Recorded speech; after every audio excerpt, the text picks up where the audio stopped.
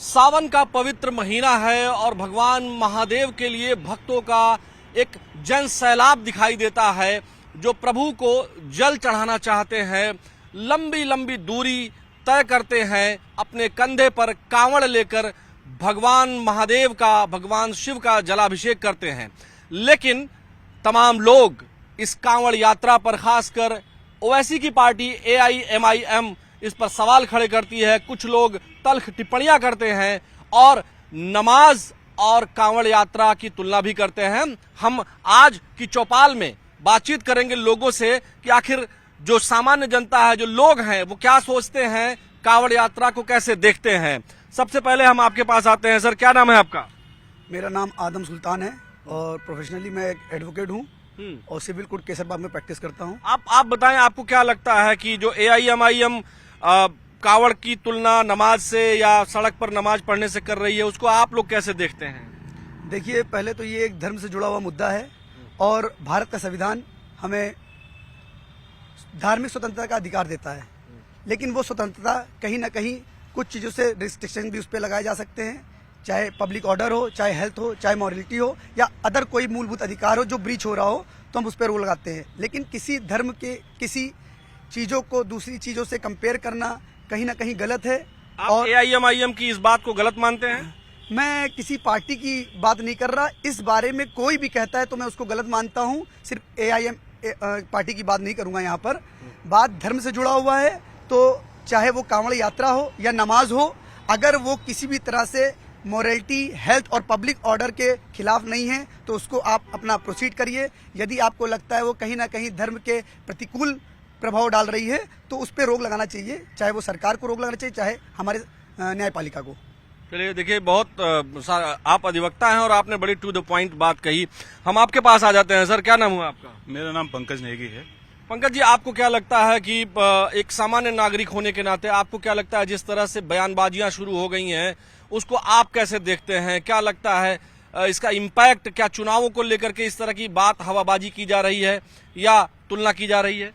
देखिए, अभी चुनाव आने ही वाला है उत्तर प्रदेश में और इस तरह के बयानबाजी चुनाव से पहले करना मेरे ख्याल से एक राजनीतिक मुद्दा ज़्यादा है, क्योंकि नमाज और कांवड़ यात्रा में एक बुनियादी फ़र्क है। नमाज में आपको हर शुक्रवार को 1 से 2 के बीच में एक बुकिंग चाहिए सड़क की। कांवड़ यात्रा एक आदमी अपने सर कांवड़ उठाए, जलाभिषेक करने एक स्थान से दूसरे स्थान जा रहा है, तो उसके लिए एक टेम्परेरी ट्रैफिक डाइवर्जन हो जाते हैं। लेकिन जो नमाज की जहाँ तक बात है, उसके लिए एक जगह आपको हर शुक्रवार को अलॉटेड चाहिए। तो मेरे ख्याल से इस समय इस तरह की बात करना और दोनों को कंपेयर करना एक राजनीतिक मुद्दे के अलावा इससे बढ़ के मुझे कुछ नहीं लगता। आज जैसे संतों की नाराजगी जिस तरह से आई है, जिस तरह से AIMIM और तमाम अन्य जो विपक्षी दलों के कुछ एक धर्म से रिलेटेड, एक रिलीजन से रिलेटेड जो लोग हैं, उन्होंने कहा कि अगर नमाज पर पाबंदी है सड़क पर तो फिर कांवड़ यात्रा को लेकर, तो इसको कैसे देखते हैं? साधु संतों में नाराजगी जो है उसको कैसे देखते हैं? देखिए, हर एक को अपनी प्रतिक्रिया देने का इस संविधान ने पूरा अधिकार दे रखा है। अगर साधु संत भी प्रक्रिया दे रहे हैं तो उनकी प्रतिक्रिया भी एक मायने रखती है, उसको भी उसको अकाउंट में लेना चाहिए। और जाहिर सी बात है, अगर इस तरह का कोई बयान होगा तो हर आप प्रतिक्रिया लेने जाएंगे तो कुछ ना कुछ प्रतिक्रिया तो मिलेगी। बात यहाँ पर यह है कि इस तरह की प्रतिक्रिया आगे पीछे हो तो चलता है, लेकिन चुनाव से पहले मेरे ख्याल से यहाँ पे राजनीतिक या कहिए वोट बैंक को रेडिकलाइज करने के लिए एक तरह से ये कोशिश भी मुझे लगता है इस तरह से इस समय पे इस तरह का बयान मेरे ख्याल से ठीक है। सर, विनीत जी, आप तो भाजपा से रिलेटेड हैं, आपको क्या लगता है, इस बयान को कैसे देखते हैं? और CM योगी आदित्यनाथ की सरकार में क्या इस तरह के बयानों पर प्रतिक्रिया या इस तरह के बयानों का कोई फर्क पड़ने वाला है? देखिए, माननीय योगी आदित्यनाथ जी की सरकार में हमें नहीं लगता है कि ऐसे लोगों को कोई गंभीरता से लेता है। ये लोग सस्ती लोकप्रियता के लिए, टीवी चैनलों में बने रहने के लिए इस तरीके के बयान देते हैं, लेकिन कभी भी कट्टरता पर, जिहाद पर, इस पर ये लोग बयान नहीं देते हैं। मेरा यही कहना है, देवादिदेव महादेव का ये आस्था का पर्व है कांवड़ यात्रा का, और इसको सुचारू रूप से निकले, शांतिपूर्ण निकले, और जो धार्मिक आस्था है हम लोगों की, कांवड़ ले जाकर के, गंगा जल ले जाकर के देवादिदेव महादेव को जो लोग चढ़ाते हैं, उनकी यात्रा कैसे सुगम बनाई जाए, उस पर हमारी सरकार पूरी तरीके से प्रतिबद्ध है। और लगातार आप देख रहे हैं जब से माननीय योगी जी बने हैं किस तरीके की अच्छी व्यवस्था सड़क उनके जो मार्ग पर की जा रही है, उनके लिए पीने खाने की व्यवस्था, आने जाने में कोई दिक्कत ना हो, ट्रैफिक डाइवर्जन की जैसे बात कही जा रही है, ट्रैफिक डाइवर्जन भी किया जा रहा है। तो अब भक्ति के साथ अपना भजन गाते हुए लोग जा रहे हैं, कोई उपद्रव नहीं करते हैं, कोई लूटपाट नहीं करते हैं। यहाँ तो ऐसे ऐसे लोग हैं, ऐसे धार्मिक कार्यक्रम आयोजन करते हैं जिसमें तमाम दुकानें लूट ली जाती हैं, राह चलते लोग दुकानें लूट लेते हैं।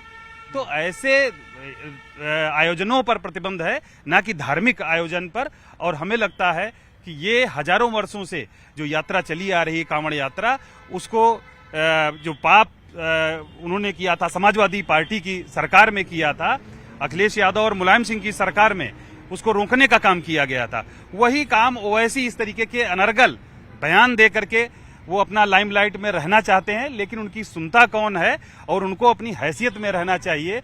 उनको जो जिस तरीके की बयानबाजी के लिए जाने जाते हैं, लोगों को उकसाने के लिए, लोगों को इस तरीके से उकसा करके सड़क पर उतारने के लिए, तो अब उनकी कोई सुनने वाला नहीं। वैसी ब्रदर्स को लोग नकार चुके हैं। और खास करके उत्तर प्रदेश के अंदर, उत्तर प्रदेश में लोगों को पता है कि धार्मिक मामले में अगर कोई भी दखलंदाजी करेगा तो उसको जवाब अच्छी तरीके से मिलेगा। और हमारा प्रशासन चुस्त दुरुस्त है, किसी भी कांवड़िए को कोई दिक्कत नहीं होने वाली है। अपने सुगमता के साथ जाकर के भगवान शिव को जलाभिषेक करे और पूजन करे।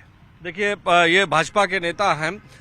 सारांश जी, आपके पास आएंगे। आप बताइए, आपको क्या लगता है कि एज अ सिटीजन आपको क्या लगता है कि जो इस तरह की बयानबाजी है, कांवड़ यात्रा की तुलना नमाज से करना, नमाज की तुलना कांवड़ यात्रा से करना, सड़क पर नमाज हो या कांवड़ यात्रा को एक तरह से पॉलिटिसाइज करने की कोशिश करना, उसको एक ये बना देना कि धार्मिक असहिष्णुता फैल जाए, इसको आप कैसे देखते हैं कि ये कौन लोग हैं और ऐसा क्यों करना चाहते हैं? देखिए, जो लोग ये धार्मिक असहिष्णुता कर रहे हैं और जो लोग तुलना कर रहे हैं, मैं उनसे ये बोलना चाहता हूं कि पहली बात तो उनको ये जानकारी ही नहीं है कांवड़ यात्रा के बारे में। देखिए, कांवड़ यात्रा अगर किसी को जानकारी होगी तो वो पहली बात तुलना करेगा ही नहीं। हमारे हिंदू मान्यता के अनुसार जब हमारे भगवान शिव ने समुद्र मंथन के समय में कालकूट नाम के जो विष को पिया धारण किया था, तो हजारों लाखों असंख्य देवी देवताओं ने अभिषेक करके भगवान शिव जी को शांत किया था।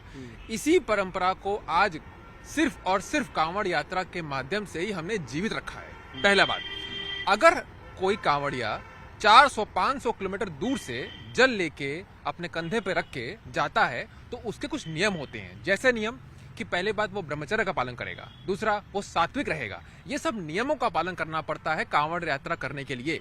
जो लोग ये तुलना कर रहे हैं उनको शायद ये नियमों का पता भी नहीं है कि अगर आप कांवड़िया अपने कांवड़ अपने कंधे पे लेके चलते हैं तो आपको उसको जमीन पे नहीं रखना है। अगर आप चल रहे हैं कांवड़ अपनी यात्रा में तो कोई तीसरा व्यक्ति जो कि अशुद्ध होगा, मेरा यहाँ अशुद्ध कहने का मतलब है कि वो व्यक्ति जो कि तामसिक भोजन किया हो, क्योंकि हम एक सात्विक भोजन अपनाते हैं, तो कोई अशुद्ध व्यक्ति उस कांवड़ को छूना नहीं चाहिए। इन सब मद्देनजर को रखते हुए, इन सब नियमों को अपने पास रखते हुए अगर सरकार ये कह रही है कि हम रूट डाइवर्जन करेंगे तो वो उस नियमों के पालन करने के लिए कर रही है, किसी मतभेद डालने के लिए, हिंदू मुस्लिम करने के लिए नहीं, बल्कि कांवड़िया को अच्छे से सुगम तरीके से वो अपनी यात्रा परिपूर्ण कर सके। अगर मान लीजिए कांवड़ यात्रा हो रही है और रास्ते में 4 पहिया भी चल रहे हैं और किसी तरीके से अनहोनी हो जाती है तो बेचारे की यात्रा अखंडित हो जाएगी, क्योंकि उससे उसका कांवड़ गिर सकता है या तीसरा व्यक्ति छू सकता है। तो उस सब चीजों को देखते हुए कांवड़ अगर यात्रा हो रही है और सुगमता के लिए अगर सरकार कुछ कर रही है तो ये कहना कि उसकी तुलना करना नमाज से, यही सुगमता तो वो नमाज के लिए भी चाहते हैं। प्रत्येक शुक्रवार को वो चाहते हैं कि ऐसा आप कर दें। वही मैं बोलना चाह रहा हूँ कि अगर ये जो तुलनात्मक तरीके से काम चल रहा है, ये तुलनात्मक तरीका एक तरीके से तुच्छ मानसिकता को दिखाता है। मैं बताता हूँ, नमाज की तुलना अगर हम कोई व्यक्ति अगर कांवड़ यात्रा से करता है तो मैं इसको दुर्भाग्य ही कहूंगा। क्यों? क्योंकि देखिए, अगर एक कांवड़ यात्रा एक लंबी चौड़ी यात्रा है जिसकी सुगमता के लिए सरकार प्रतिबद्ध रहती है। लेकिन अब अगर आप नमाज की बात करते हैं तो नमाज एक तरीके से हमारे और आपके घर में होती हुई पूजा है, जिसके लिए हम उसको, देखिए, किसी धर्म के लिए, हम धर्म विशेष के लिए हम टिप्पणी नहीं कर सकते। लेकिन अगर हम एक तुलनात्मक तरीके से करें तो कांवड़ यात्रा एक लंबी चौड़ी यात्रा है, जहां 400-500 किलोमीटर के लिए एक व्यक्ति चल रहा है, जिसकी सुगमता के लिए आवश्यकता है। अब आप उसको नमाज से आप बोल रहे हैं, इसको धार्मिक रूप देने की एक कोशिश है ताकि चुनावी लाभ और इस तरह की चीजें लाभ हो सकते हैं, क्योंकि मैंने आपसे वापस बोला कि अगर हम एक कांवड़ यात्रा कर रहे हैं जहां पे व्यक्ति गंगोत्री हरिद्वार से जल लेके महादेव जी का अभिषेक कर रहा है, तो वो यात्रा हिंदू मान्यता के अकॉर्डिंग उस चीज को बहुत आस्था से जुड़ी हुई यात्रा है। चलिए आपके पास में आऊंगा। आप सर आप बताएं, आपका नाम क्या है? मोहम्मद एजाज एडवोकेट। एजाज भाई आप बताएं, आप मुस्लिम हैं, एआईएमआईएम के लोग जो इस तरह से बोल रहे हैं वो क्या करना चाहते हैं? देखिए, ये एक आस्था का सवाल है। हर आदमी अपनी अपनी आस्था होती है, इसको राजनीति दृष्टिकोण से ना देखा जाए, मेरा तो यही कहना होगा। आपको लगता है कि कांवड़ यात्रा में जैसा आप बता रहे हैं, आपको क्या लगता है कि यात्रा में रूट डाइवर्जन सही है, इसको आप ठीक मानते हैं? ये तो एक मुद्दा है, मगर ये लोगों की आस्था का सवाल है। रूट डाइवर्जन हो रहे हैं तो ठीक है, जिससे लोगों को आने जाने में दिक्कत ना हो। मतलब ये है कि जो इन्होंने बताया कि ताकि कांवड़ यात्रा खंडित ना हो, चोट न लगे और किसी भी राहगीर को कोई दिक्कत भी ना हो। जी, ये तो ठीक है, तो डाइवर्जन होना चाहिए, प्रशासन की जिम्मेदारी भी रहेगी इसमें। आपको क्या लगता है, ऐसा ही कुछ है या कुछ और जो जिस देखिए, मानसिकता से लोग चलते हैं? सारांश जी ने बताया कि जैसे कि कांवड़ यात्रा के बारे में उनको जानकारी नहीं, जिन्होंने ये स्टेटमेंट दिया। वैसे नमाज के बारे में मैं बता दूं, नमाज जो है इस्लाम धर्म का एक एसेंशियल पार्ट है, और कहीं ना कहीं जहां तक मुझे पता है कांवड़ यात्रा एसेंशियल पार्ट नहीं है, लेकिन वो एक आस्था का मुद्दा है कि जल अभिषेक करने के लिए लोग यहाँ से पैदल अपने कंधे पे जल लेकर वहां तक जाते हैं। यदि उनके जल को खंडित ना होने दिया जाए, उनकी कांवड़ को खंडित ना होने दिया, इसलिए रूट डाइवर्जन जरूरी है। लेकिन रूट डाइवर्जन इस तरीके से करना है कि ये पब्लिक ऑर्डर भी जो है वो ब्रीच ना हो, क्योंकि हमें पब्लिक ऑर्डर को भी देखना है। और उसी में अगर नमाज की बात करें तो नमाज मैंने जहां तक के ऑब्जर्व किया है, ये 5 टाइम की नमाज में कभी भी लोग सड़क तक नहीं आते। कभी कभी फ्राइडे की नमाज में ऐसा हो जाता है कि भीड़ अचानक बढ़ गई, लेकिन लोगों को पढ़ना है तो रोड तक के आ गए। लेकिन अगर उसको मैं ये कहूं कि कांवड़ यात्रा पे रोक लगनी चाहिए, नमाज पे रोक लगनी चाहिए, बाहर ना पड़े, कांवड़ यात्रा ना निकले, तो ये गलत है।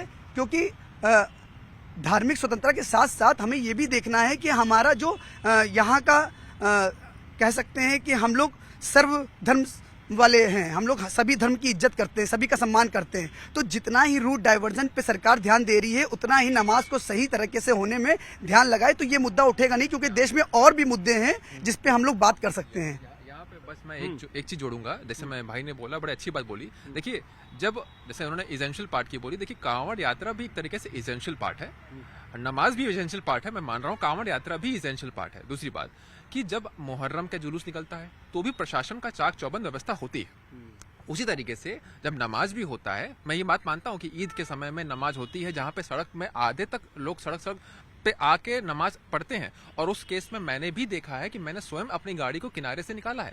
तो हमारा भी अपना एक वो है, आस्था है इनके प्रति। मतलब यहाँ ये पे कहना चाह रहा है कि हमारे देश की जो जनता है, हमारे उत्तर प्रदेश के जो लोग हैं, ये आमतौर पर ये एक्सेप्ट करते हैं कि कांवड़ यात्रा में लोग ये बचाकर स्वयं चलते हैं, चाहे हम हो आप हो, हम सभी लोग ये बचा करके चलते हैं कि रास्ते में किसी को कोई दिक्कत ना हो, खासकर कांवड़ियों को दिक्कत ना हो। और उसी तरीके से हमारे लोग जो है, जब नमाज होती है, इस तरह की बात होती है, तो एक दूसरे का सम्मान लोग करते हैं। लेकिन जिस तरह से चुनावी सीजन है और जिस तरह से चीजों को पॉलिटिसाइज करने की कोशिश हो रही है, एक बात तो साफ है कि उत्तर प्रदेश में मुख्यमंत्री योगी आदित्यनाथ की सरकार, चाहे वो मुहर्रम का जुलूस हो, चाहे वह कांवड़ यात्रा हो, चाहे कोई भी धार्मिक आयोजन हो या किसी भी धर्म की बात हो, सरकार जो है वो पूरी तरीके से प्रतिबद्ध होती हुई दिखाई देती है। और मुख्यमंत्री योगी आदित्यनाथ का जो कहना है कि किसी भी स्वरूप में कहीं भी किसी के साथ भेदभाव नहीं होगा, कि इससे किसी भी नागरिक की सिक्योरिटी को कोई खतरा उत्पन्न हो या कोई इधर उधर की बात ऐसी हो जिससे लोगों में अफरा तफरी का माहौल पैदा हो, तो उसको सरकार रोकने का हर प्रयास करेगी, हर तरीके से उसको रोकने की कोशिश करेगी। आज की इस बातचीत के दौरान, इस चुनावी चौपाल के दौरान ये बात लोग मान रहे हैं, और आस्था की बात है, धर्म की बात है, तो लोग मान रहे हैं, कर रहे हैं, और सरकार उनका पूरा सम्मान कर रही है। आज की इस चुनावी चौपाल में फिलहाल इतना ही। मुझे यानी आलोक शुक्ला को अपने वीडियो जर्नलिस्ट सहयोगी रवि गुप्ता के साथ दीजिए अनुमति। नमस्कार।